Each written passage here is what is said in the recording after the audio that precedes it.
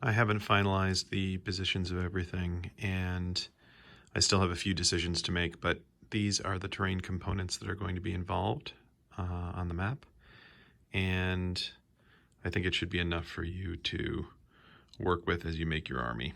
If you feel like it's not or there's missing information, you can let me know. And then, of course, on next Wednesday, I'll send you the final pictures and video, but this should be helpful when you're designing your army.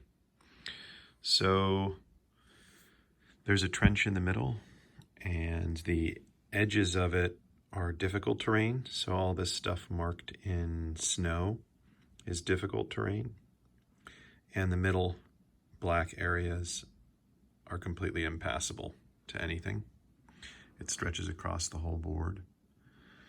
And the width of this is just such that if a unit had jump 2, it could make it from one side to the other. It's impassable to everything except for units with jump. So that would be like Cad Bane and Mandalorians and Boba Fett and ARC Troopers with a jetpack. I don't know if they have jump 2 or jump 1, to be honest. But this in the middle here is an ice bridge. It is wide enough to get our tanks across. That's the only way that tanks could cross the trench. These barricades and bridges that are located on either side are going to be activated. I haven't decided if it's going to be a free action or if you're going to have to spend an action. And I haven't decided whether or not there will be a tower on each side of the bridge or just one tower on this side, and then the other bridge will have a tower on the opposite side, so that each of the bridges can only be actually activated from one side or the other. I haven't decided about that yet, but it'll be balanced. And once the bridges are activated, they can't be deactivated, so they'll span the trench. And they're not wide enough for tanks, but obviously troopers can get through there, and vehicles like droidekas or bark speeders could go over the bridges. And that renders the terrain on either side of the bridge, not difficult. It spans the entire trench.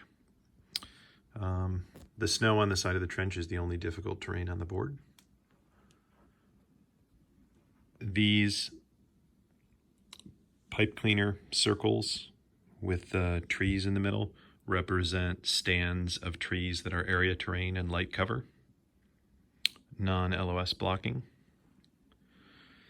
These here represent greenhouses where food is grown in this frigid environment, and when any trooper unit is standing on the area with the vegetation, which can be removed for stability once the troopers go there, then they can, again, I'm not sure if I'm going to make it an action or a free card action, they can pop the thermal shield that is meant to help the plants grow, but also provides some light cover from blaster fire.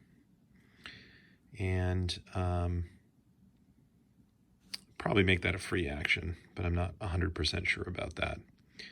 And I think I'm going to make it so that once it's been activated, it just stays activated, and units can move freely in and out through the shield. We can just take it on and off.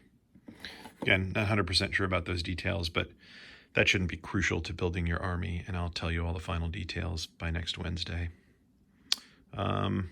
Everything else, is pretty much as it looks. So the sort of ice and snow are heavy cover. This all is heavy cover. I did attach a flat barricade to the top so that a sniper team could sit up there. Likewise, we have this tower here. This is height 2. And the top of this is height 2. All the rest of the terrain is 1. That's 1. This is height 1. Everything else pretty much, besides what I mentioned, is heavy cover. The stands of trees are light cover area terrain, and the bubbles here are light terrain. Also light terrain. There's light terrain at the top where the stands of trees are here. So those trees are not LOS blocking.